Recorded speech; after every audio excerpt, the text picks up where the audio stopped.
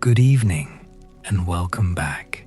Wherever you are right now, lying in the dark, headphones pressed against the pillow, rain on the window, or nothing at all outside, just the hum of the world pretending to sleep. I'm glad you're here. Drop a comment when you wake up. Tell me what city you're in, what season it is there, whether the night feels long or brief. I read every one.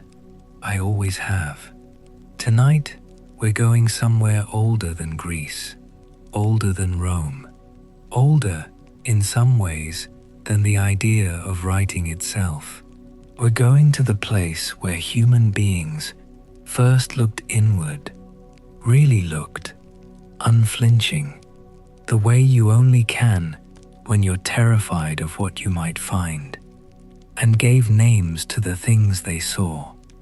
Not virtues, not aspirations, the other things, the ones that move in you when no one is watching, the things that have been called, over the centuries, the 7 deadly sins. But that phrase, deadly sins, is already wrong, already a mistranslation, already a flattening of something that was, at its origin, not about death or damnation at all. It was about recognition. It was about a monk in the Egyptian desert, alone with the sun and the silence, and something clawing at the inside of his chest, trying to give shape to what he felt so that it might be survived. The list he made has outlasted empires. It has shaped confession booths and Renaissance paintings and action films and pharmaceutical marketing. It is everywhere, and almost no one knows where it came from, or what it actually meant, or why it insists on following us through every age we invent. Let's start, as all things start, at the beginning. Before the sins had names, before they had a list, before they were even considered sins at all, there was the void. Not the void of physics, not dark matter, not quantum foam, not the space between galaxies measured in units that mean nothing to a human body. The void of myth, the void of story, the nothing from which every cosmogony, every creation account, every in the beginning tries to push away. In the oldest layers of Mesopotamian theology, older than the texts we usually cite, older than the famous versions, there is a conception of the cosmos as fundamentally disorganized. The Sumerians called this state before creation not darkness exactly, but noise, a churning, a restless, undifferentiated everything that was, functionally, nothing, because nothing in it had been separated from anything else. Water was not yet divided from sky. Night was not yet different from day. The gods themselves had not yet been sorted from the chaos that would produce them. And into this churning came the first differentiation, which is always, in every culture, an act of violence. Something is divided. Something is torn. Creation is not a gentle process in the old stories. It is wrenching. The Babylonian Enuma Elish, which scholars date to around the 12th century BCE, though its roots run much older, tells us that the cosmos was made from the body of a slaughtered goddess. Tiamat, the great saltwater sea personified, ancient and enormous, was cut apart by the young god Marduk, and from her body the sky was made, and from her body the earth was made, and from her spilled blood, some say, the first human beings were fashioned, though others say it was from the blood of her general, whom Marduk also killed, and others say something else entirely, and this is where the variations begin. This is where myth. The important thing here, the thing that will matter for everything that follows tonight, is this. In the oldest stories, humanity is not born innocent. Humanity is born from the aftermath of catastrophe. We are made of the residue of things that were broken. That detail matters. That detail echoes forward across 5,000 years into a list of 8 words.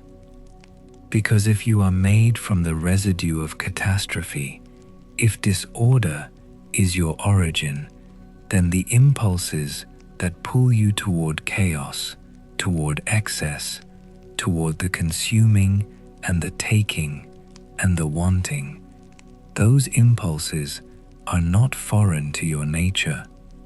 They are your nature. They are the cosmos expressing itself through the particular accident of you. And that is a terrifying thought, and it is also, depending on how you hold it, a liberating one. The gods of the ancient world knew this. They were not virtuous creatures. They were enormously powerful and enormously flawed, which was precisely what made them feel true. The Sumerian pantheon, Enlil, the storm, Enki, the deep water, Inanna, love and war in the same body, these were not moral exemplars, they were forces. Enlil destroyed humanity with a flood because the noise of human life kept him awake. Enki warned one man to build a boat and save the species, but his motive, in some versions, was not mercy. It was rivalry with Enlil. It was mischief. It was something that looks a great deal like pride. Pride, the first sin, the oldest sin, the sin that in almost every taxonomy ever constructed sits at the head of the list. And look at where it appears first, not in a human being, but in a god. Not as corruption, but as nature. Inanna descending into the underworld does so out of something the Sumerian hymns name, but struggle to translate. An ambition that has no ceiling, a wanting that is also a defiance. She goes where she is not supposed to go. She demands things that are not supposed to be given. She is not punished for weakness. She is punished, temporarily, for a kind of excessive power turned on itself. This is the first version of the pattern, a figure of supreme capability, undone not by lack, but by surplus. Too much strength becomes its own trap. Too much desire folds in on itself.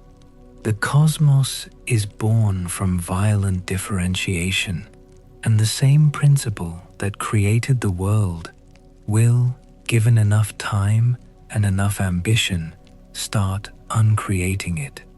The gods knew this. They built it into the structure of things. And here the cosmogony opens outward into the wars. Because creation, once established, immediately becomes contested. This is not metaphor. This is, as far as we can tell, the oldest political truth our species ever encoded in story form. You make something, someone wants it. The wanting produces conflict. The conflict produces hierarchy. The hierarchy produces resentment. The resentment goes underground and waits. The great generational wars of mythology, the Titans against the Olympians, the elder gods against the younger, the first made against the later born. These are not simply stories about succession. They are stories about a very specific psychological dynamic that every human being has felt. usually around the age of 17, in a slightly smaller scale. The father who cannot let go, the son who cannot stop reaching, the mother who sees in the daughter's ascent the shadow of her own decline. These are the wars. In Greek tradition, the cosmos begins with chaos, not a person, not quite, more a condition, and from chaos comes Gaia, the earth, who from her own body generates Uranos, the sky, and then lies with Uranos to produce the Titans, the first family, the first dynasty. And already, from the first generation, there is the pattern that will repeat without interruption for the rest of the mythology and the rest of human history. Uranos feared his children. Some say he had heard a prophecy that one of his sons would overthrow him. Others say no prophecy was needed. The fear was simply instinctive, the way power is always afraid of what it has made. He kept his children inside Gaia's body, inside the earth. He would not let them be born into the world. What that does to a person or a titan is not hard to imagine. Gaia gave her youngest son, Kronos, a sickle made of grey flint, and she told him what to do, and Kronos did it. He castrated his father. He unmade the order that had kept him unmade.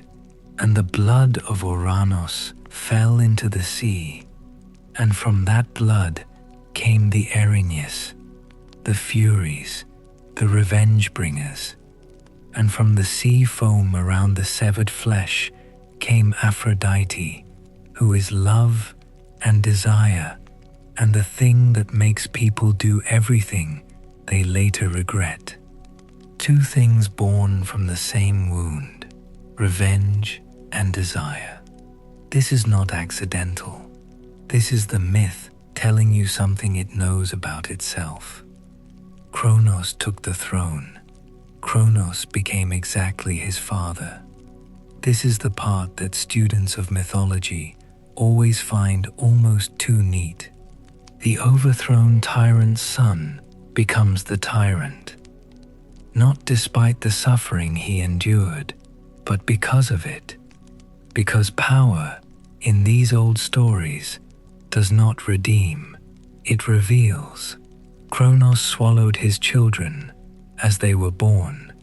He swallowed Hestia and Demeter and Hera and Hades and Poseidon, each one by one, because he had heard the same prophecy his father heard, or because he was afraid without needing a prophecy, or because, and this is the reading that I find most interesting, most disturbing, because he understood, on some level, that he had modeled himself on his father, and that his children would model themselves on him, and that the only way to stop the cycle was to end the lineage, which is its own kind of madness, which is, in fact, what the story of addiction looks like, or the story of generational trauma, or the story of nations who cannot imagine any future except the one that echoes their past. Rhea saved Zeus. She wrapped a stone in swaddling clothes and gave it to Kronos to swallow. She sent Zeus to Crete, to the island, to grow up in secret. There are different versions of who raised him: nymphs, bees, a goat named Amalthea, whose broken horn became the cornucopia, the horn of plenty, abundance and overflow, as the first gift given to a god in hiding. Zeus grew up knowing he was hidden. That is not nothing. The knowledge of your own concealment, the consciousness that the world does not yet know what you are, that shapes a person in specific ways. It produces either crushing self-doubt or a pressure that, when finally released, reshapes everything it touches. And when Zeus was grown, he returned. He gave Kronos an emetic that made him vomit up his swallowed children. His siblings emerged, unchanged somehow, despite the years, and the Olympians were born, not from birth exactly, but from a kind of second release, a liberation from the stomach of fear itself. The Titanomachy followed, the War of the Ages. 10 years, some sources say, though 10 is always a symbolic number in these contexts, meaning longer than your mind can comfortably hold. The Olympians fought from Mount Olympus, the Titans from Mount Othrys. The world shook, seas boiled. Zeus released the Cyclopes from Tartarus, where Uranus had thrown them, and they gave him his thunderbolts. He released the Hecatoncheires, the 100-handed ones, and they threw mountains. The war ended. The Titans were cast into Tartarus. The world was remade. And the question that nobody in the myth quite asks, but that hangs over everything that follows, is, what distinguishes what Zeus did from what his father did and his grandfather before that? The answer the myth seems to give is, not as much as you'd hope. This is the honest part of the old stories, the part that does not flatter anyone.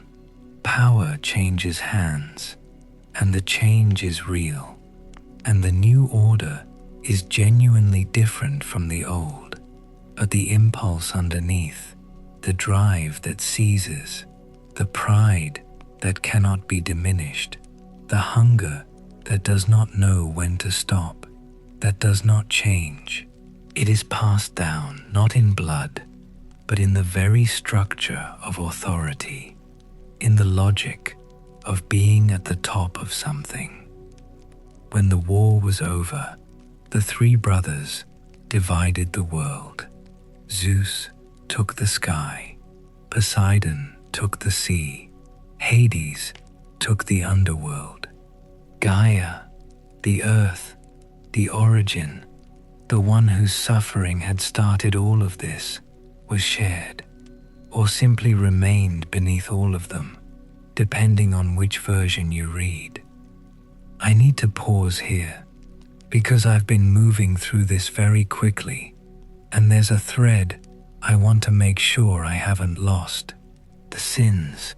We haven't named them yet, not formally, but they've been present in everything I've described. Pride in Uranus, in Kronos, in Zeus, envy in every generation that looks at the one above it and cannot bear the sight, wrath in the Furies, born from the same wound as desire, gluttony, if we're being honest, in Kronos swallowing his children, lust in the birth of Aphrodite, the accumulation, the way they cluster, the way they feed each other, the way pride and envy and wrath are almost always found in the same rooms of the soul. The formal taxonomy, the list, came much later, but its content was already known, already mapped in narrative form across the oldest stories in the world. That's what I want you to understand before we go further. The establishment of order among the Olympians was not peaceful. It was negotiated. It was maintained by constant assertion. Zeus ruled not through unanimous consent, but through thunderbolts and the ever-present threat of them, and through a web of alliances and marriages and children spread across the cosmos so thoroughly that almost every power was connected to him somehow, obligated somehow, constrained by obligation from open revolt. This is how order works, not through virtue, through a system of checks so extensive and so interlocking that defection becomes more costly than compliance. Hera hated many of Zeus's other lovers.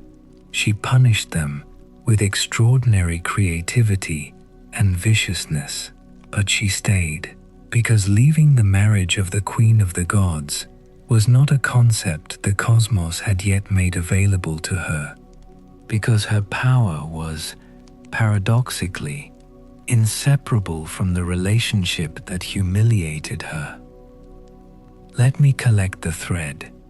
Order is established not because the powerful become just, but because the structure of power creates disincentives for the kind of chaos that would unmake everything. The gods are not good. They are organized.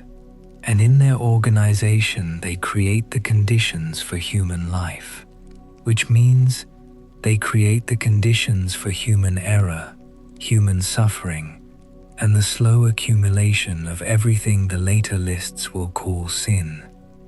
Prometheus made human beings from clay, or helped make them, or simply loved them with the kind of obsessive, all-consuming love that in a god looks like heroism, and in a person would be called something else. He gave them fire.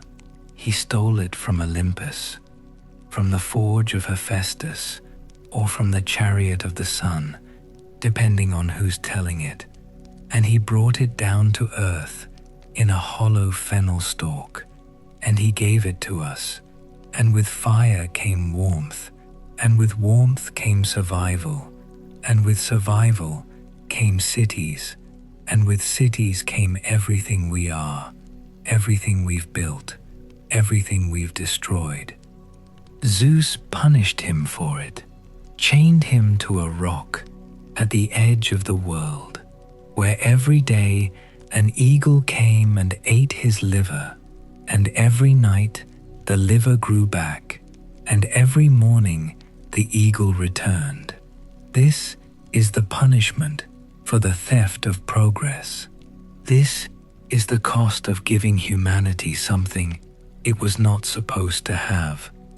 There is a reading of this story, a reading that sits underneath the standard heroic version, in which Prometheus is not simply noble, in which his gift is also a kind of pride, in which his certainty that he knew better than the gods what humanity needed, his willingness to act on that certainty without permission, is itself a form of hubris.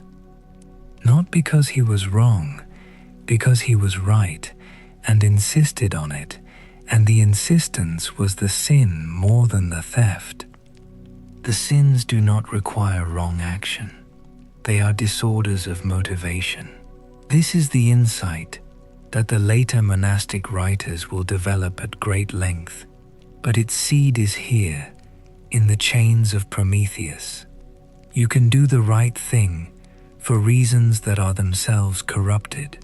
You can give someone fire because you love them, and also because you cannot bear the diminishment of watching them shiver in the dark, and also because you cannot stand the gods having something you cannot share, and also because proving yourself capable of the theft is a satisfaction independent of the gift's effect on anyone.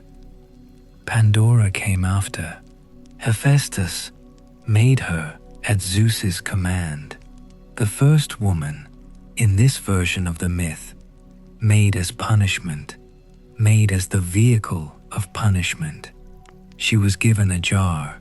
She was told, depending on the version, either not to open it or to open it at the right moment, and the ambiguity of that instruction is the whole tragedy in miniature.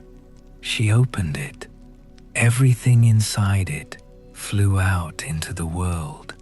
Disease, suffering, grief, old age, envy, the desire for things you cannot have, and the inability to be satisfied by things you do have.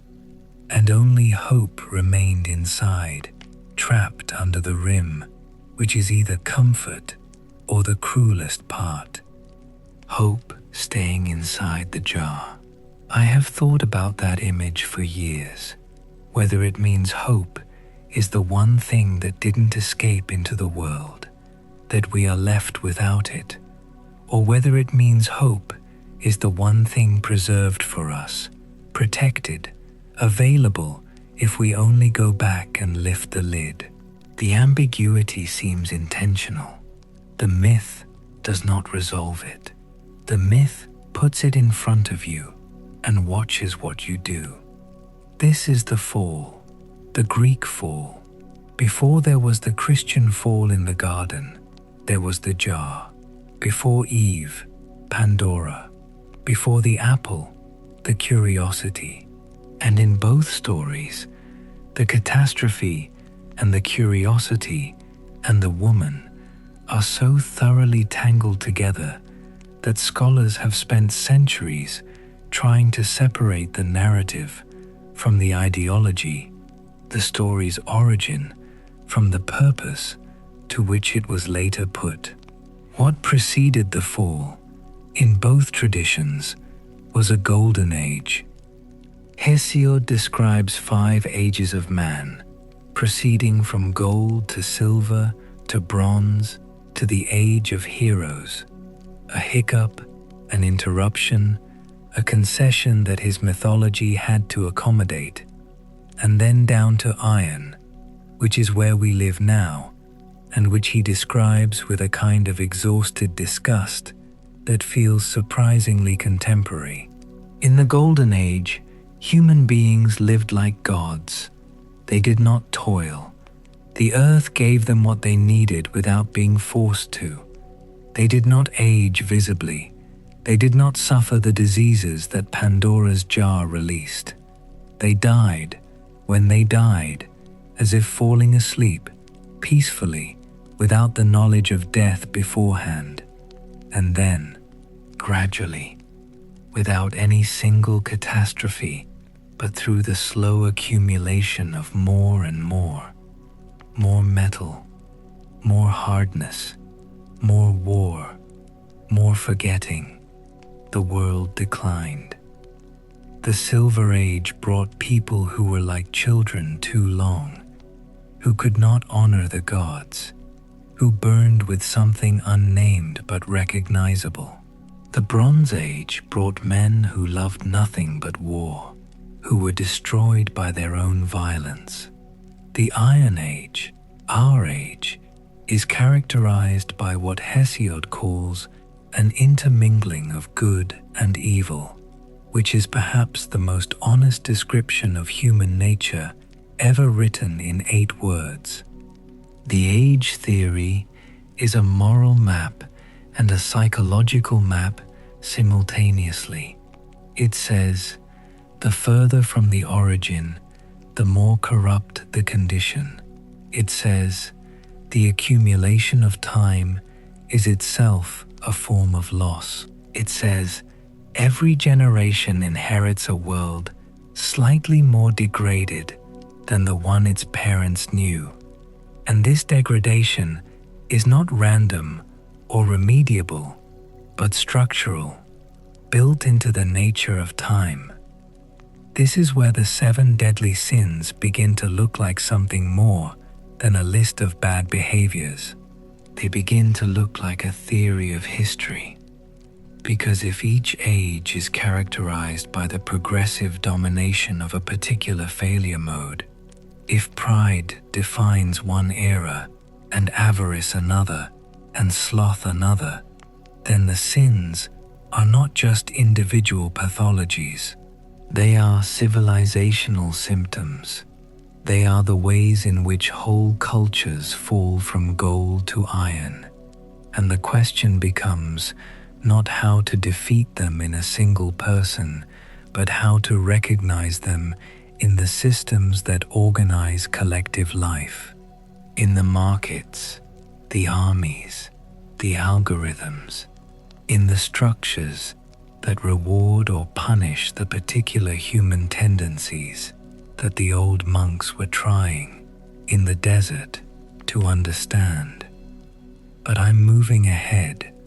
We need to meet the people who actually built the list, the ones who sat alone in cells carved out of rock, eating almost nothing, sleeping only a few hours, and thought more carefully about the interior life than perhaps anyone before or since.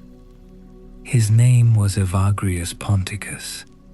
He was born in 345 CE in Abora, in what is now northern Turkey. He was brilliant. He was educated by two of the most important theological minds of the 4th century. He was a deacon in Constantinople, charismatic, successful, the kind of person about whom everyone around him expected extraordinary things. And then he fled. He fled because of desire, because of love for a married woman, or something adjacent to love, or something that he could not with honesty call love.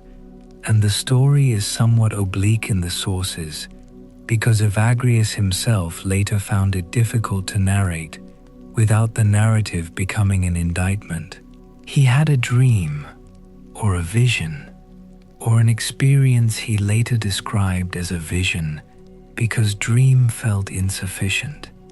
An angel appeared and told him that he was in danger, not the danger of punishment, but the deeper danger of becoming something he did not want to become. He left Constantinople. He went to Jerusalem.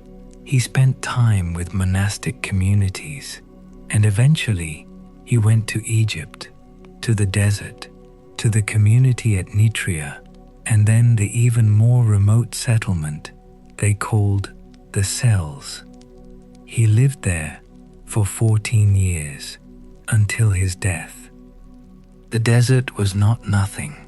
The desert was not solitude in the romantic sense.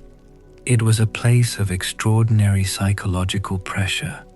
The monks of the Egyptian desert were conducting, without the language of psychology, what we might now call intensive introspective fieldwork. They were systematically exposing themselves to the conditions under which the human interior becomes most visible. Extreme deprivation, radical simplicity, the removal of all the distractions that normally allow a person to avoid looking at themselves, and they were cataloguing what they saw. Evagrius catalogued most precisely. He was trained in philosophy and theology, and he brought that training to bear on the phenomenology of monastic struggle. He listed 8 logismoi, 8 thoughts, though thoughts is too thin a translation, because what he meant was more like 8 fundamental movements of the soul away from God and toward disturbance. 8 recurring temptations, not as external forces, but as internal tendencies, each with its own logic, its own progression, its own way of disguising itself as something other than what it was. The 8 were gluttony, lust, avarice, grief, wrath, acedia, vainglory, and pride. Note the order. Gluttony first, not pride. This is significant. Evagrius began with the body, with the most immediate, most physical of the tendencies, and moved inward and upward, or downward, depending on how you orient the map, toward the more spiritual, more subtle, more dangerous ones. Pride last, not because it was least important, but because it was the most dangerous, the most self-concealing, the one most capable of masquerading as virtue. And then there is acedia, which we have lost.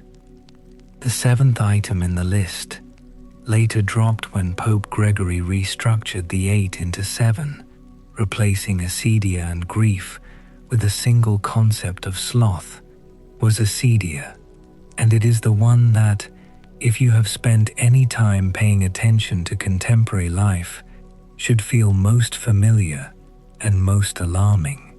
Evagrius described it with great specificity. Acedia is the noonday demon. It comes at midday when the sun is high and the heat is crushing, and it makes the monk feel that the day is 50 hours long and his work is pointless and the walls of his cell are too close, and somewhere else, not here, there is something that would actually matter. It is the sense of the fundamental wrongness of wherever you are, the inability to stay, the conviction that presence itself is a kind of suffering. We have a word for this now, several words. We call it depression sometimes. We call it restlessness. We call it burnout, or dissociation, or existential emptiness, or the doom scroll, or the particular quality of a Tuesday afternoon when you have done everything right and feel nothing as a result. Evagrius knew it as a spiritual crisis, a crisis of commitment, the temptation to abandon the cell and the practice and the slow, painful work of becoming a different kind of person. We know it as something we treat with medication or entertainment or a change of scenery that never quite changes anything. This is why I said the list is more than a list of bad behaviors. Acedia is not a bad behavior.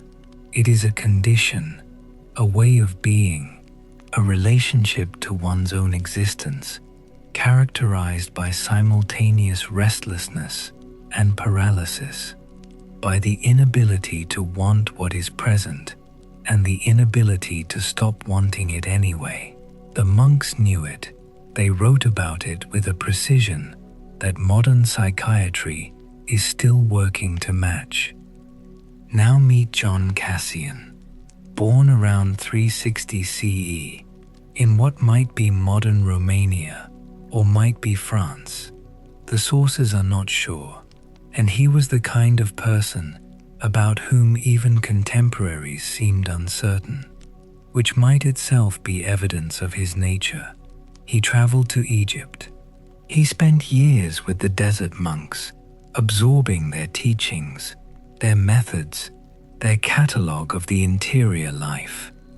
He brought those teachings back to the West, and in his institutes and his conferences, written in the early 5th century for monastic communities in Gaul, he translated Evagrius's 8 thoughts into Latin, made them transmissible, made them Western.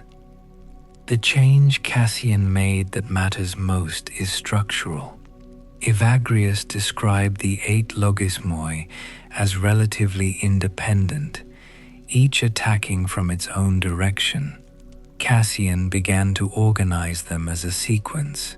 He noticed, or articulated the monks' collective observation, that the thoughts tended to generate each other, that gluttony, left unchecked, fed lust, that lust frustrated produced wrath, that wrath exhausted descended into acedia, that the chain had an internal logic, a progression, like a disease that changes form as it advances. This was a revolution in the understanding of vice, not as a collection of discrete failures, but as a system, as an ecology. The sins were not 7 separate traps scattered randomly across the landscape of the soul. They were connected. They implied each other. Defeating one without understanding its relationship to the others was like curing a symptom without diagnosing the condition. Pope Gregory the Great, 590 CE. The 7 deadly sins, as the Western world has known them for 14 centuries, are, essentially, Gregory's formulation. He took Cassian's sequence, simplified it, removed grief as a distinct category, collapsed acedia into sloth, rearranged the list, and produced the Saligia mnemonic, superbia, avaritia, luxuria, invidia, gula, ira, acedia, that medieval schoolchildren memorized, and that Dante organized his Purgatorio around, and that artists used for 400 years as a structural principle for a. Gregory's most important decision was to put pride at the head. He called it the queen of all sins, the one from which all others proceed. Pride, in his reading, was not simply arrogance or vanity.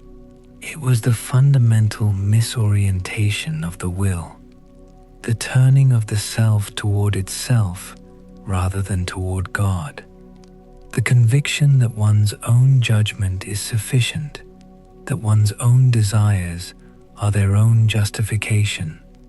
Every other sin, in Gregory's framework, was pride in a different costume. Greed was pride asserting that one deserves more than others. Wrath was pride reacting to injury. Lust was pride treating another person as an object for one's own satisfaction.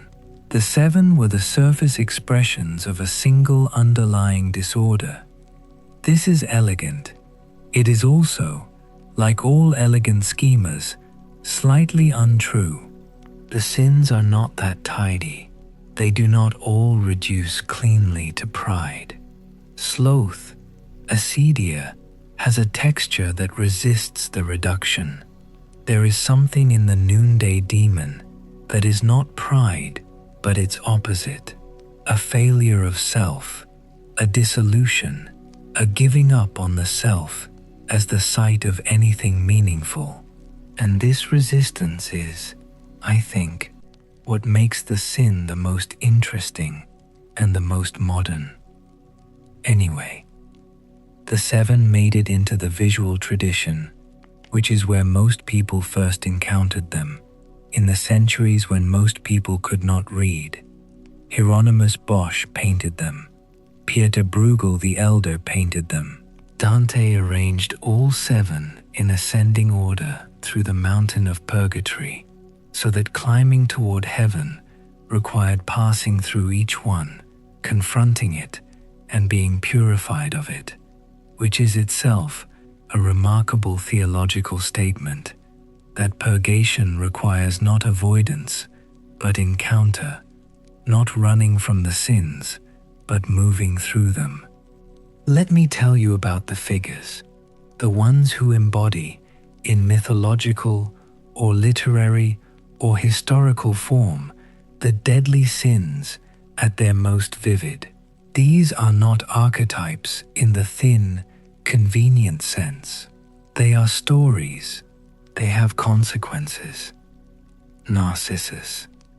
He was born, according to the version Ovid tells most fully, though Ovid was drawing on much older material, to the river god Cephasus and the nymph Liriope.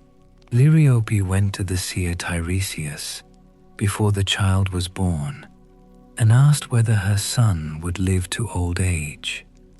Tiresias gave the answer he always gave, which was, if he does not know himself, a conditional curse or a conditional gift, depending on what knowing yourself turns out to mean.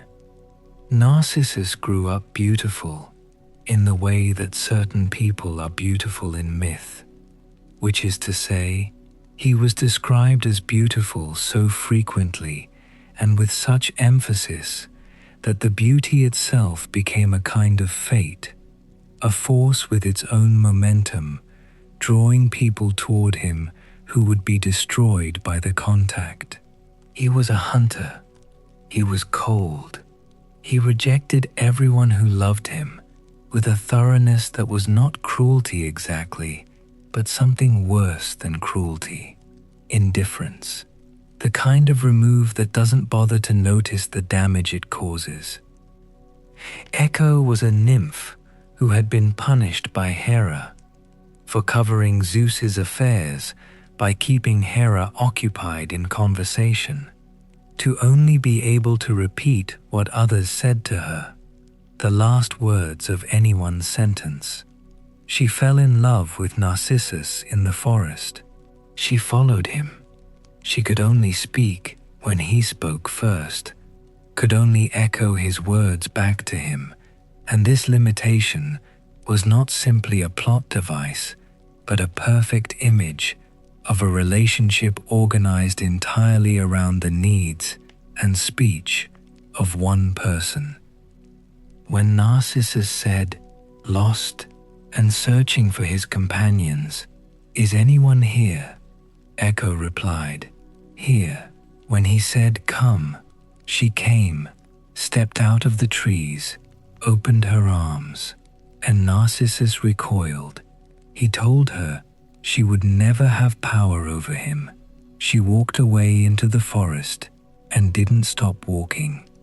She wasted away to nothing but a voice, which is what the mountains do with sound. They give it back to you changed and diminished and delayed. The gods, some of them, the ones to whom such things mattered, saw what Narcissus had done, what he kept doing, the trail of devastation he left without noticing he left it.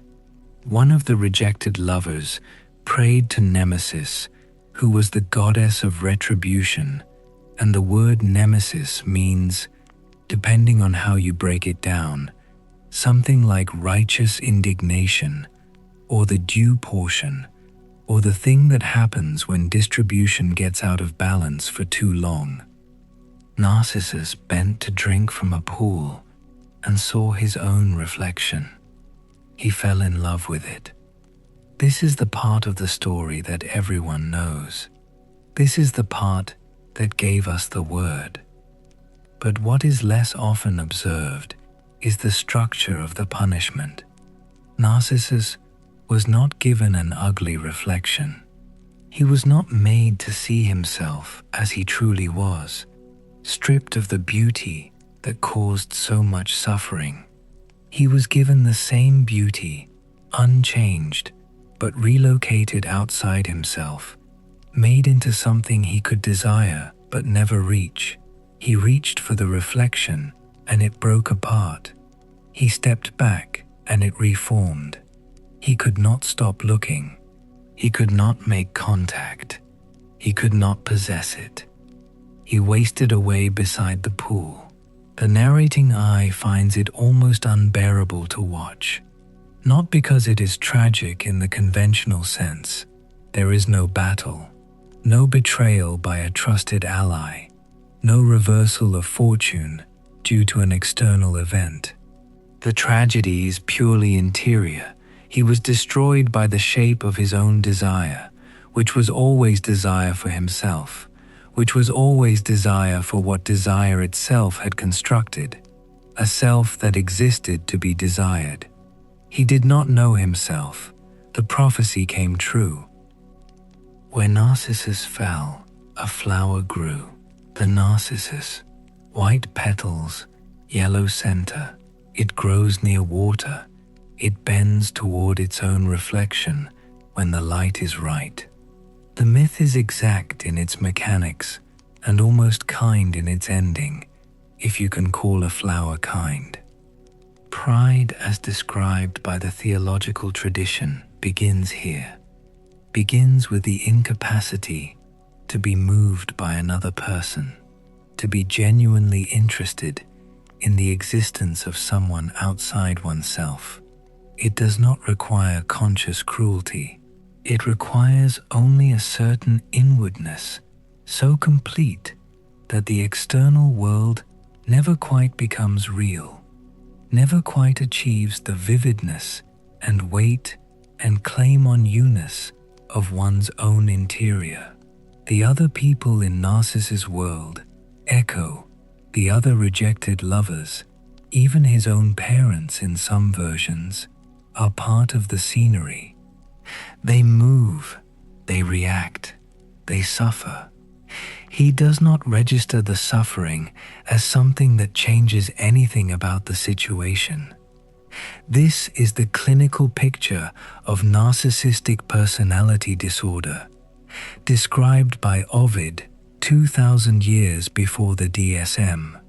It is also the picture of a certain kind of political leader, of a certain kind of CEO, of a certain kind of person who moves through their life, consuming the energy of others without generating any outward-facing warmth.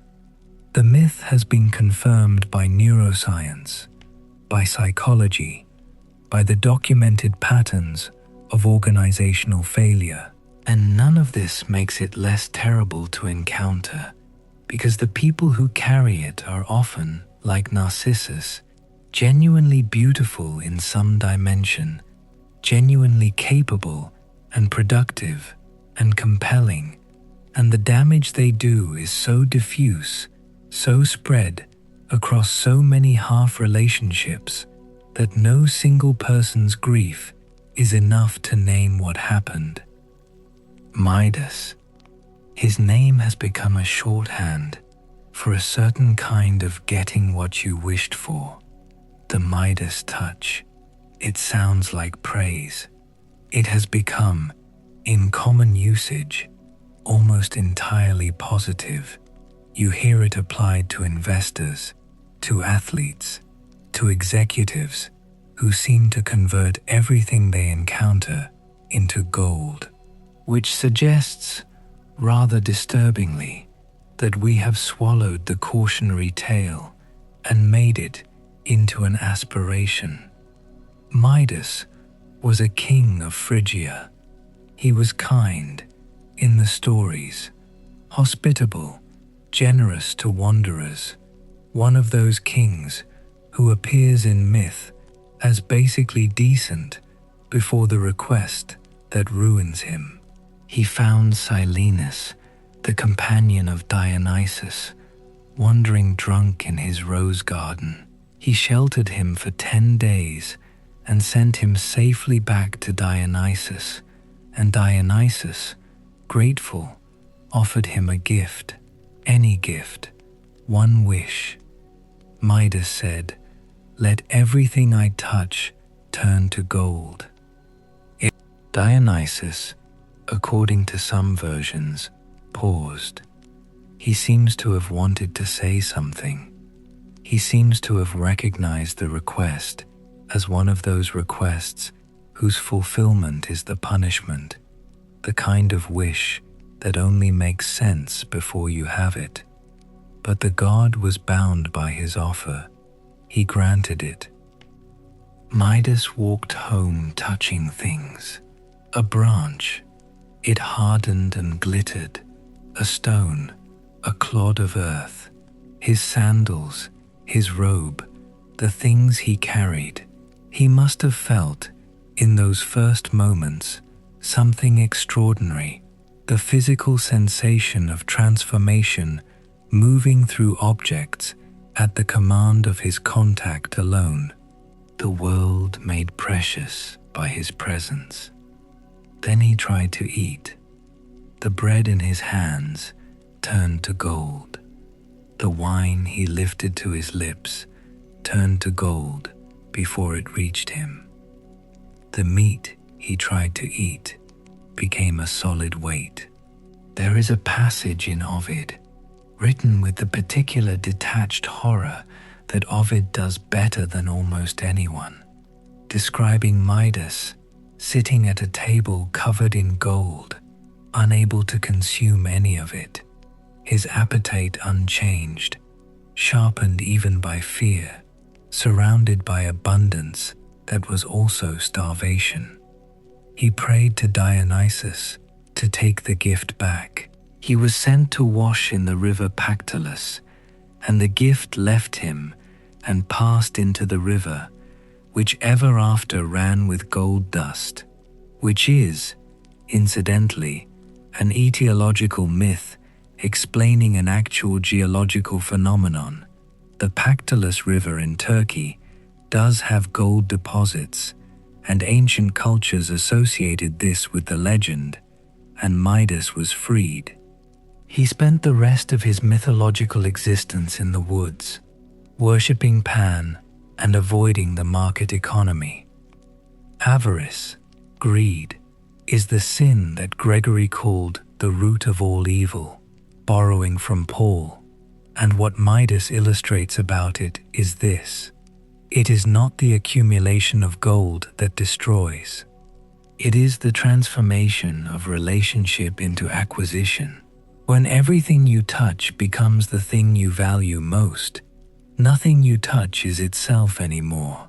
The bread is not bread, the wine is not wine, the person, and this is the version some tellings include, in which Midas embraces his daughter and she becomes a gold statue in his arms. The person is not a person, they are a result of your presence, an effect of your nature. This is what pathological greed actually does to the interior life. It does not leave things unchanged. It converts them. It makes everything into a resource, a commodity, a unit of accumulation. Other people become instruments. Relationships become transactions. The world becomes flat and shiny and cannot be tasted. Medea.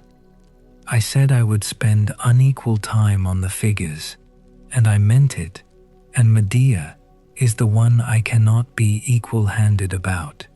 She is the most difficult figure in this entire survey. She is the one the tradition has handled most badly, and I'm not sure I'll handle her well either. But Medea was a princess of Colchis, a kingdom at the eastern edge of the Black Sea, at the very edge of the world the Greeks imagined they knew. She was the granddaughter of Helios, the sun. She was a sorceress of considerable power, which means that the world she lived in organized itself partially around her capabilities, and those capabilities made her valuable in specific ways and dangerous in others, and both of these facts shaped how the people around her related to her, which is to say, as a tool. Jason came to Colchis to steal the golden fleece. The fleece hung in a sacred grove, guarded by a dragon that never slept. Jason could not take it alone. He could not take it with his crew alone. The king of Colchis, Medea's father Aeetes, set Jason a series of tasks that were, individually and collectively, designed to kill him. Medea saw Jason and fell in love with him. This is described in the ancient sources with great immediacy and sympathy.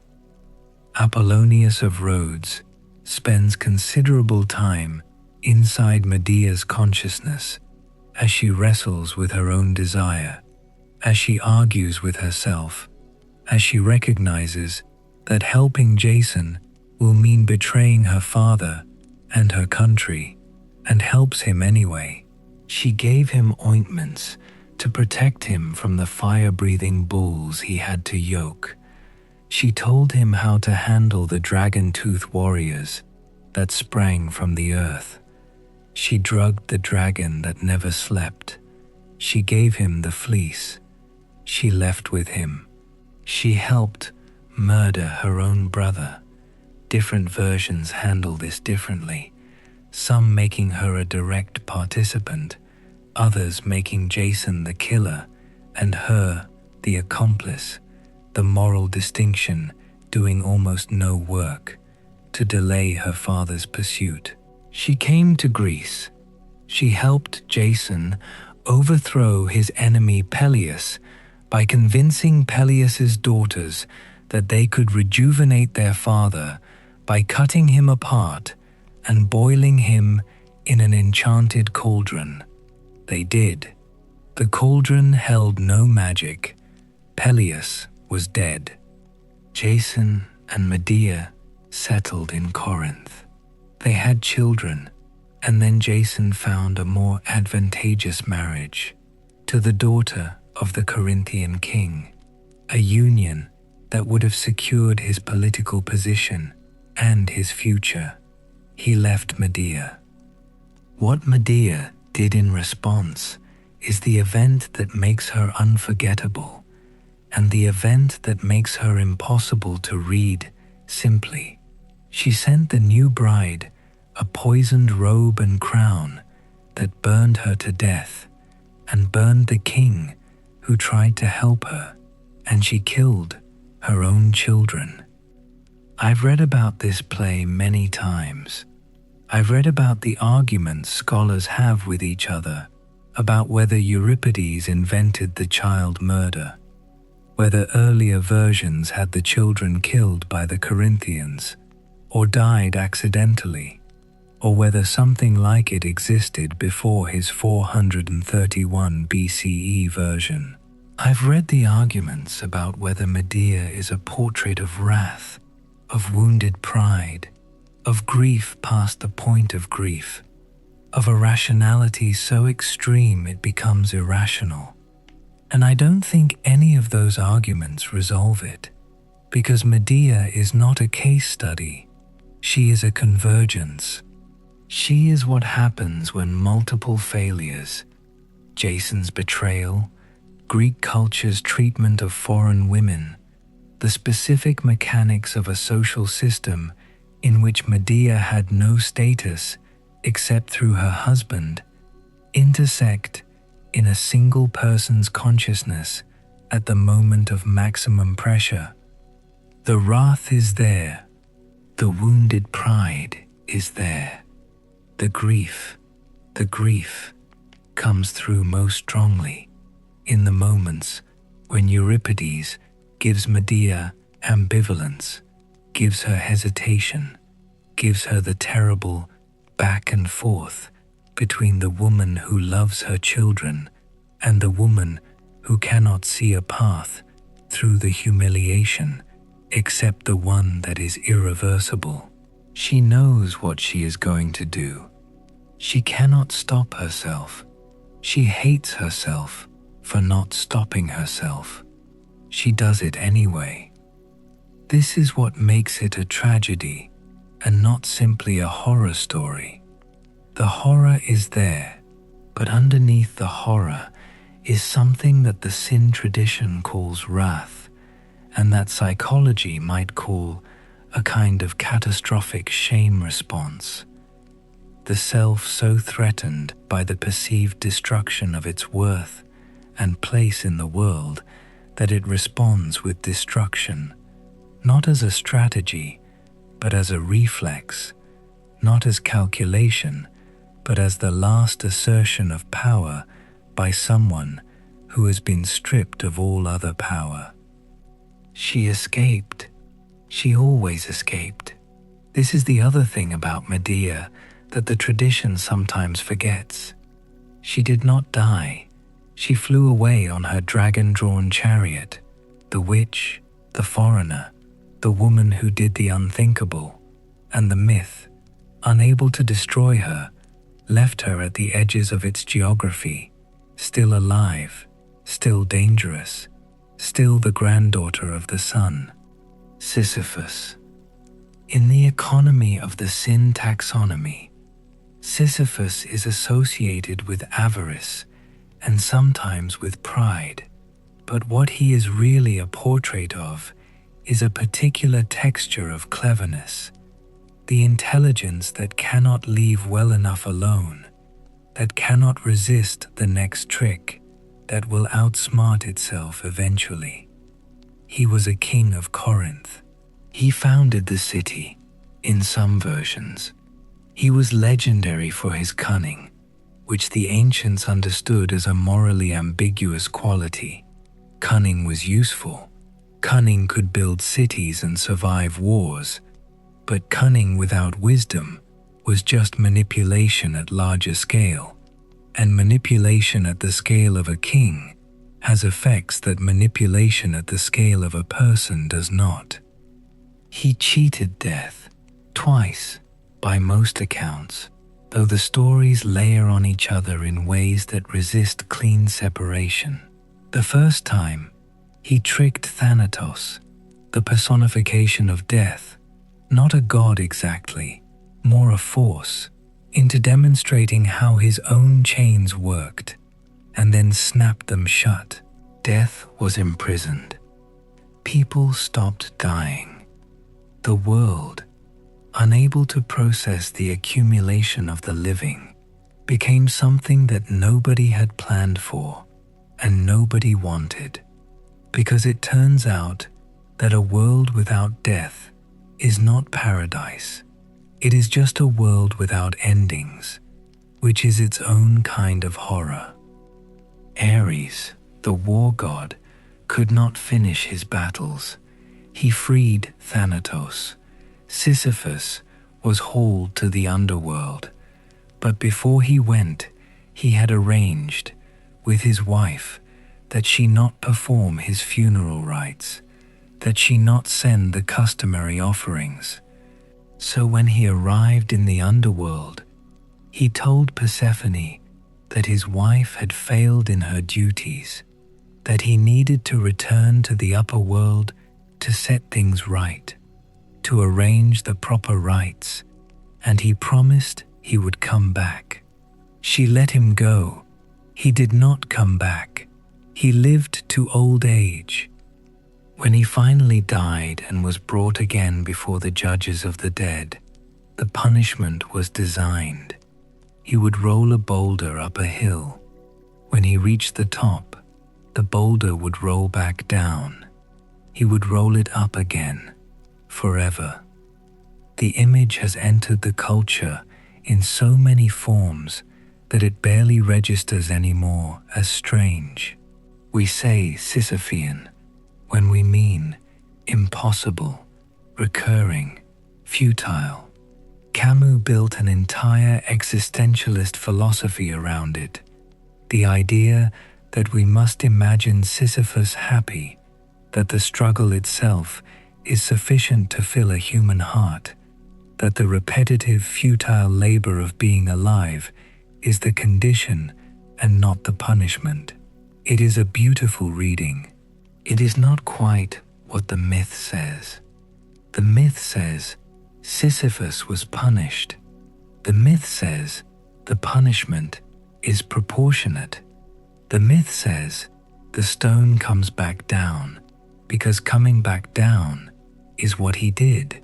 He always came back, always tried again, always found another angle. The underworld just gave him a form of that, forever, without the cleverness.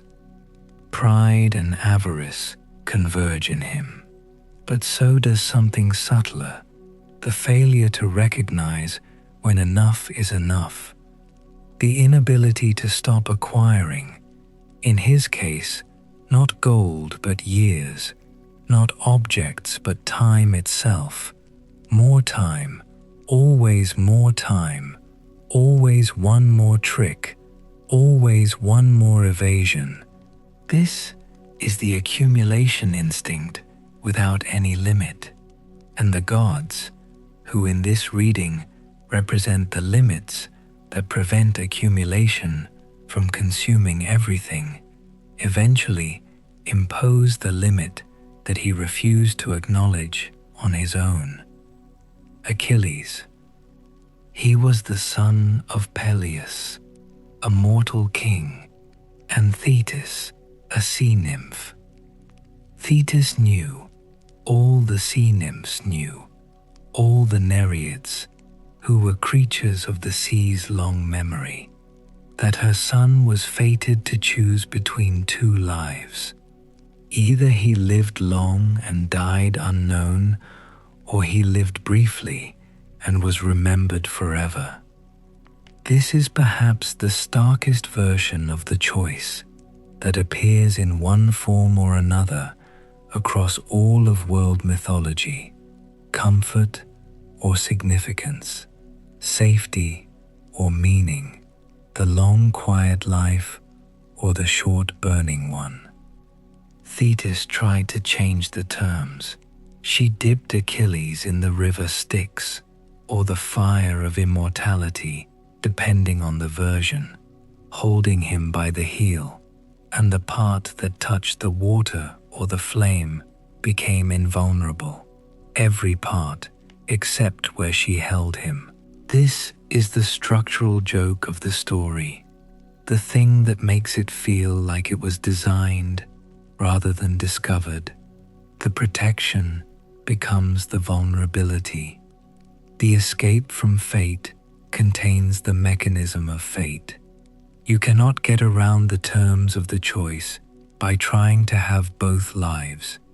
The attempt to avoid the short burning life produces exactly the wound that ends it.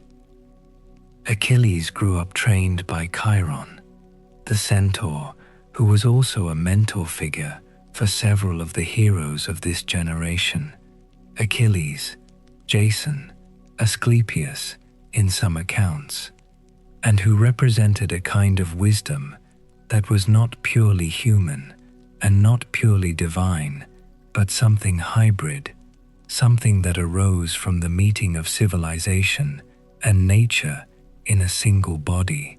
Chiron taught Achilles to hunt, to heal, to play the lyre. He was, by the standards of mythological education, a generous and comprehensive teacher. The war came.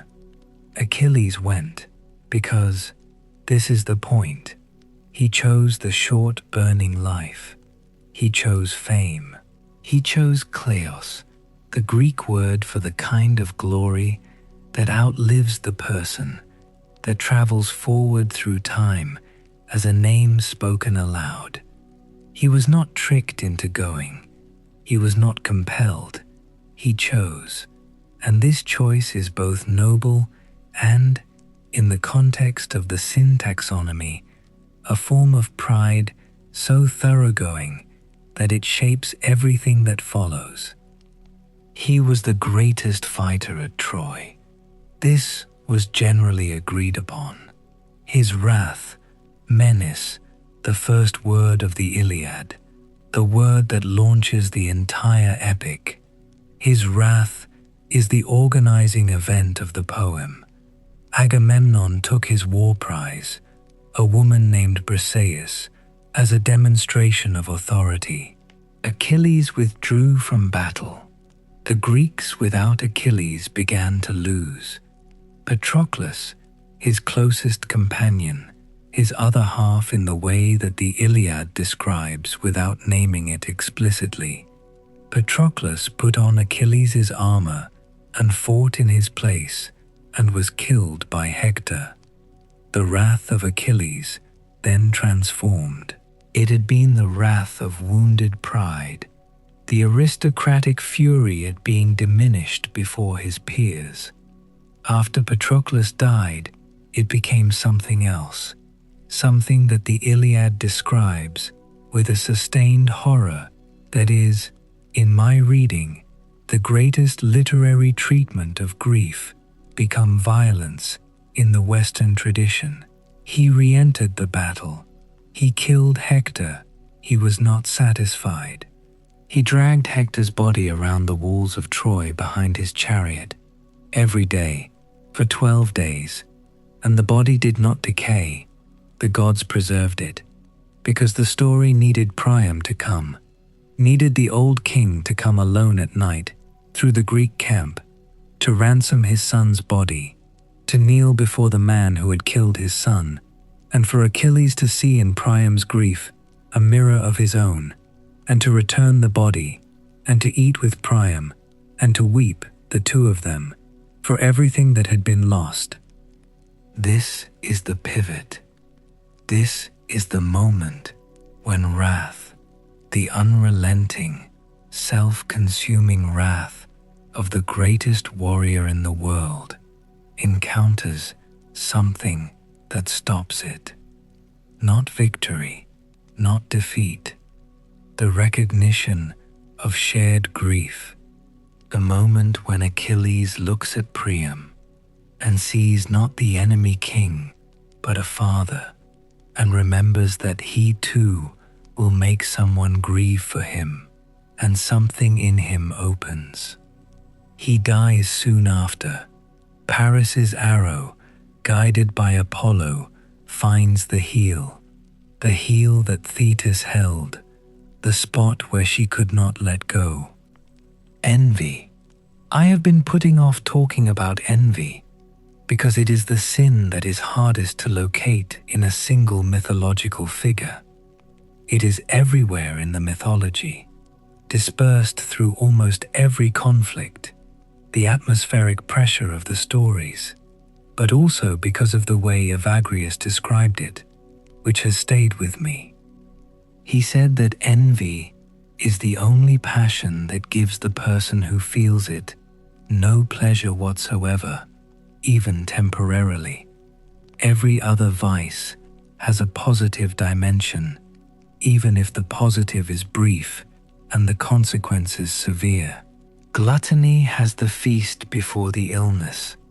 Lust has the moment of contact before the morning after. Even wrath has the satisfaction of the discharge.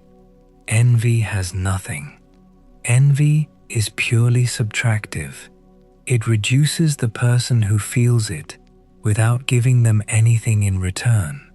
It is pain at someone else's good, which is a kind of torture, being made to suffer by the happiness or success or beauty or capability of another person, whose happiness or success or beauty or capability costs you nothing and takes nothing from you, but which your interior life insists on registering as loss.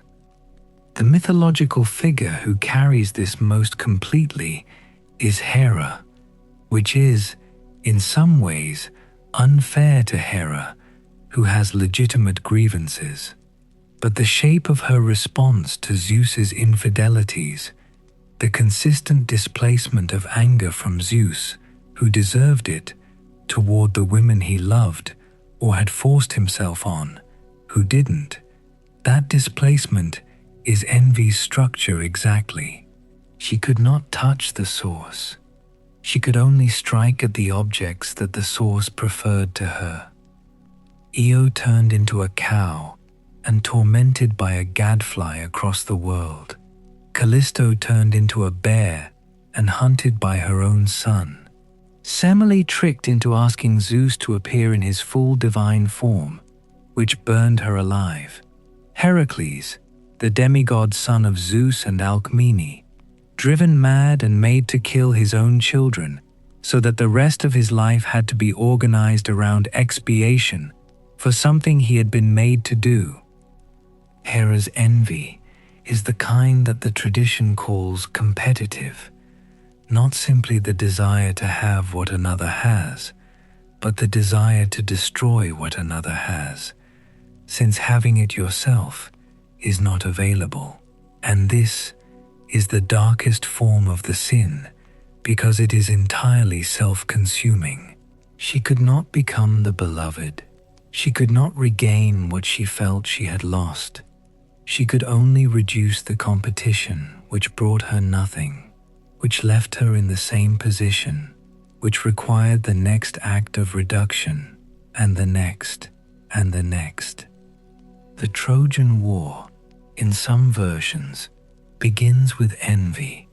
3 goddesses, a golden apple inscribed, "For the fairest," Hera, Athena, Aphrodite. Paris asked to judge between them. Each goddess offered a bribe, power, wisdom, the most beautiful woman in the world. Paris chose the woman. Helen was already married. The war lasted 10 years, and destroyed a civilization. For a golden apple, for the judgment of fairest. The myth knows that envy, at scale, in the chests of the powerful, can end worlds. I need to collect the thread one more time, because we are moving into the great event, the center of gravity, the collective catastrophe toward which all these individual stories have been tending. The Trojan War is, in the structure of Greek mythology, the event that ends an age. It is the last act of the Age of Heroes, the last time divine and human matters are sufficiently entangled that gods fight beside mortals on human battlefields, that divine will is directly invested in the outcome of a conflict between human factions. After Troy, the gods withdraw, the heroes die or scatter, the world becomes more ordinary, more recognizably ours. The war began with the judgment of Paris, with Aphrodite's bribe, with the fact that Helen, whatever her own will in the matter, was taken from Sparta to Troy. Menelaus called on the oath that all Helen's suitors had taken years earlier to come to the aid of whoever married her if she was taken. The fleet assembled. Agamemnon commanded it. The wind would not blow to carry them to Troy, and Agamemnon sacrificed his daughter Iphigenia to get the wind, or claimed she was to be married to Achilles, and killed her instead. And this deception, this murder of a child for favorable weather, is the first crime of the war, the one that everything else will eventually circle back to. For 10 years they fought at Troy. The Iliad covers only a portion of the final year, but that portion contains the full arc, the quarrel, the withdrawal, the reversal, the death of Patroclus, the return of Achilles, the death of Hector, the grief shared between enemies. The war ends not in the Iliad, but in the stories that gather around it. The wooden horse, the fall of the city, the burning, the survivors scattering across the Mediterranean. What the war produces, in the narrative tradition, is a kind of exhaustion. Every figure who touched it is damaged. Odysseus wanders for 10 years before he can go home, and his homecoming requires another wave of violence. Agamemnon returns to Mycenae and is murdered in his bath by his wife Clytemnestra, who never forgave him for Iphigenia and her lover. His son Orestes avenges the murder by killing his own mother, and is then pursued by the Furies, the winged daughters of the wound Kronos made in Uranos. The revenge bringers born at the very beginning of the family come back again at the end of it. The pattern repeats, the betrayal, grief, vengeance triangle, cycling through generations. Each act of violence done in response to the previous act of violence, each justified by the one before, none of them final, none of them sufficient. It takes the invention of the court, the Areopagus, the jury of citizens, the decision by democratic deliberation rather than divine vengeance, to break the cycle. In Aeschylus's version, Athena casts the deciding vote. The Furies are transformed into the Eumenides, the kindly ones, given a place in the city, honored rather than feared. The civic institution interrupts the mythology's doom loop. This is the optimistic reading of the Greek tradition, that the myths describe the problem, and the culture, having described it, invented the institution that addresses it. The court, the democracy, the impersonal rule of law, These are the human answers to the divine pattern of infinite revenge.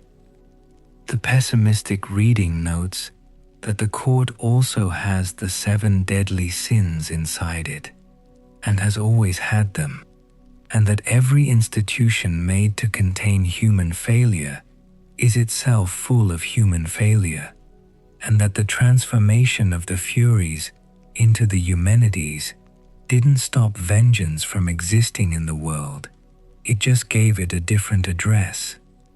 The aftermath of Troy spreads in every direction. Aeneas takes a remnant of the Trojans to Italy. His descendants will found Rome. The civilization that destroyed Troy will become the civilization that the West calls itself descended from. The defeated in this telling win the longer game. Their culture absorbed, their stories retold, their gods renamed and kept. This is not a neat outcome. It is not a just one. It is what actually happened, or something like what actually happened, dressed in the clothes of myth. The 7 deadly sins, formally codified 400 years after the Trojan War, fell out of historical memory, if it was ever in historical memory, are present in every layer of the aftermath.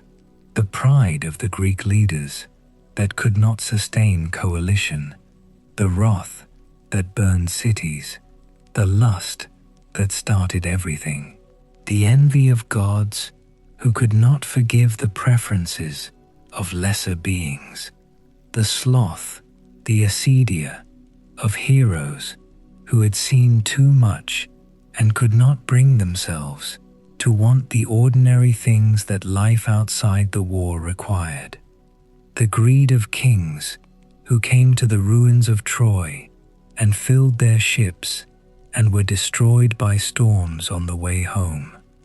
The list is, in some sense, the Trojan War rendered abstract.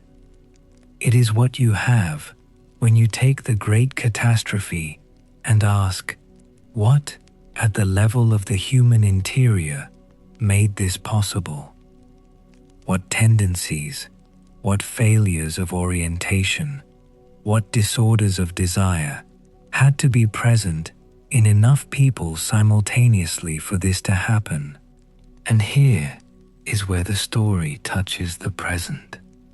The medieval church built its theology of sin around the assumption that these failures were universal, not because they had a theory of evolutionary psychology, not because they'd run studies, but because 14 centuries of confessions had given them a data set. The monks in the desert, the priests in the churches, the theologians in the universities, they were all hearing, in different registers, the same story over and over, the same failure modes, the same patterns, the same cluster of tendencies that seem to be, in some sense, installed in the human chassis. Evagrius was not describing exceptional pathology. He was describing the common condition. The Noonday Demon, acedia, was not a spiritual crisis reserved for monks. It was what the monks, through their unusual commitment to self-examination, had learned to name and observe in themselves, the same thing that moved in everyone else who had not yet developed the language for it. The 7 deadly sins, in their deepest register, are a map of the ways human beings fail themselves and each other, not through malice, but through the mismanagement of real needs. The hunger that becomes gluttony began as hunger, which is real and legitimate. The desire that becomes lust began as love, or something that aspired to love. The self-regard that becomes pride began as a necessary sense of self, without which action is impossible. The economy of sin is not built on evil instincts, but on good instincts that have lost their calibration, on real and legitimate needs that have been pursued past the point of satisfaction and into the territory of compulsion. This is the dark truth behind every human fear. The things we're most afraid of in ourselves are distortions of things we needed to survive. The fear of not having enough becomes hoarding, becomes avarice. The fear of being nothing becomes the project of self-assertion, becomes pride. The fear of dying becomes the refusal to stop eating, stop consuming, stop taking, becomes sloth and gluttony braided together. Our failures are our fears given free rein. Our sins are our survival mechanisms without their off switches. Anyway, the anachronistic thought that occurs to me here, and I will let it surface briefly, like something caught in peripheral vision, is that the 7 deadly sins are being optimized for right now, that the systems we inhabit do not incidentally create conditions for the sins to flourish. They are, in certain measurable ways, deliberately designed to recruit them. The platforms built to harvest attention understand acedia and redirect it. The recommendation engines understand envy and amplify it. The advertising ecosystem understands lust and avarice and applies them simultaneously. The sins are not being fought, they are being monetized. And the image that this produces, a medieval monk cataloging the logismoi, while an A/B test somewhere determines the precise scroll trigger for the dopamine response, doesn't quite fit. It's a comparison that almost works and then doesn't. Not quite. The categories refusing to sit neatly over each other. But the dissonance is real. The dissonance is the point. The transformation of the sin tradition across history is a story of losing nuance and gaining reach. Evagrius's 8 logismoi, subtle, phenomenologically precise, organized around the gradations of interior disturbance, become Gregory's 7, simpler, more transmissible, more applicable to lay life as well as monastic. The 7 become Dante's organizational principle, become sermon topics, become the subjects of illustrated manuscripts, become the content of confessionals, become a popular culture shorthand so absorbed into the language that people use slothful without knowing where the word came from or what sloth originally meant. Thomas Aquinas added systematic philosophical analysis. He embedded the sins in a framework of natural law and virtue ethics derived from Aristotle, arguing that the vices were not simply rules broken, but relationships distorted, the proper relationship between the appetites and reason, between the self and others, between the creature and its origin. His treatment of pride describes it as a failure of order, the will placing itself above what it is properly subordinate to, which produces not freedom, but a kind of madness, the isolation of the will from the structures of meaning that would allow it to function properly. This is interesting because it is also a description of certain kinds of psychological breakdown. The will that has no external reference point, the self that has closed itself against all input from outside. This is not sovereignty. This is the interior equivalent of a room with no windows and a locked door. It feels safe. It is suffocating. The Renaissance artists painted the sins because the sins were everywhere, and painting was how they thought. Bosch's 7 Deadly Sins and the 4 Last Things gives each sin its own panel, each one a small crowded scene of people doing the sin in ways that range from comically mundane to genuinely disturbing.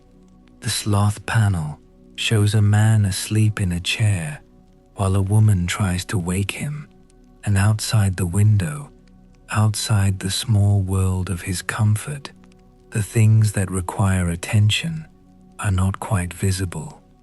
Bosch understood the Noonday Demon. Bruegel's 7 Deadly Sins series, engravings, not paintings, designed for wide distribution, makes the figures monstrous and allegorical, the visual language of the morality play rather than observed life. This is the other tradition, not the sins as recognizable human behavior, but as cosmological forces, external demons, things that attack from outside rather than movements of the interior. The tension between these two readings, sin as a property of the world or sin as a property of the self, runs through the entire history of the concept and has never been fully resolved. The monastic tradition said, both. The world provides the occasions, the self has the tendencies. The interaction between them is the spiritual life. Managing that interaction, learning to recognize when the world is handing you an occasion for one of your tendencies, learning to pause in that recognition rather than simply flowing into the action. This was the practice, not the elimination of the tendencies. Evagrius was too sophisticated for that. He knew the tendencies did not go away. He was after something more precise, a quality of attention that could watch the tendency arise and choose whether to follow it. This is, in structural terms, almost identical to what cognitive behavioral therapy describes as the gap between stimulus and response, the space in which choice lives. It is what Viktor Frankl, writing in a German concentration camp, called the last of the human freedoms. It is what the contemplative traditions of every religion have tried to cultivate through their various practices.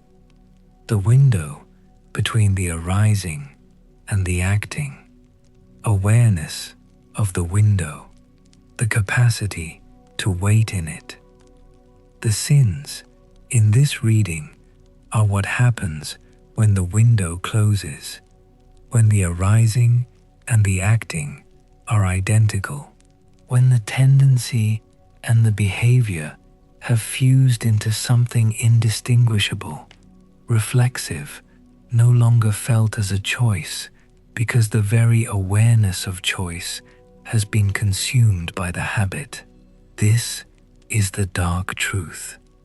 Not that the desires are wrong, not that the needs are shameful, but that when we stop watching them, when we let the window close because watching is uncomfortable, or because the culture around us is organized to keep the window closed, or because the particular tendency in us has been so long unexamined that we no longer recognize it as ours, that's when they become sins in the original sense. Logismoi, thoughts that have taken over the thinking, forces that move the person rather than the person moving with them. There is something in the word sin, hamartia, in Greek, the word Aristotle uses for the tragic flaw, that is closer to an error in aim than to a crime. To miss the mark, not to be evil, to be off, to be oriented at some fundamental level toward the wrong thing or toward the right thing from a wrong angle. so that the arrow flies and lands somewhere other than intended, and the damage is real, and the intention was real, and neither fact cancels the other.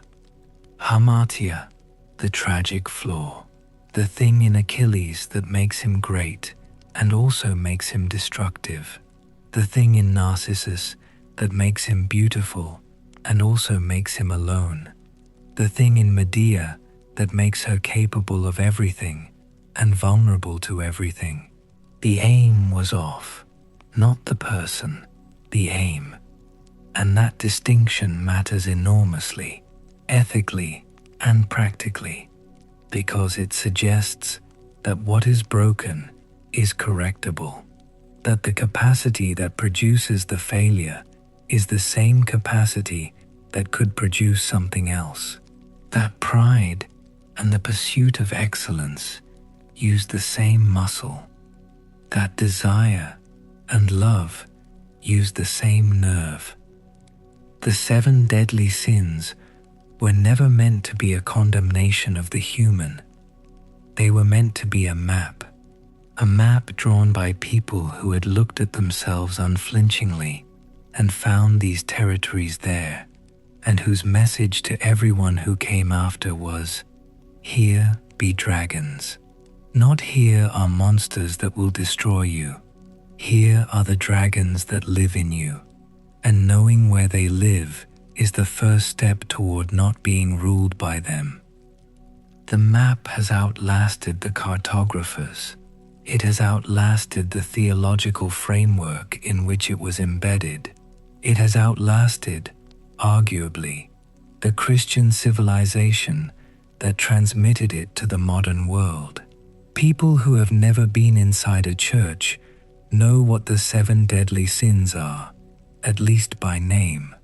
People who do not believe in damnation use the vocabulary to talk about the recognizable failures of their own lives and the lives of people around them.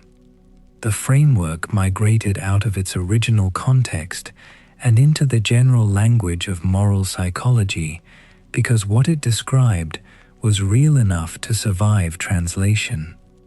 The desert monks of the 4th century and the neuroscientists of the 21st century are conducting what is, at a structural level, the same investigation. The monks went inward because they had nothing else.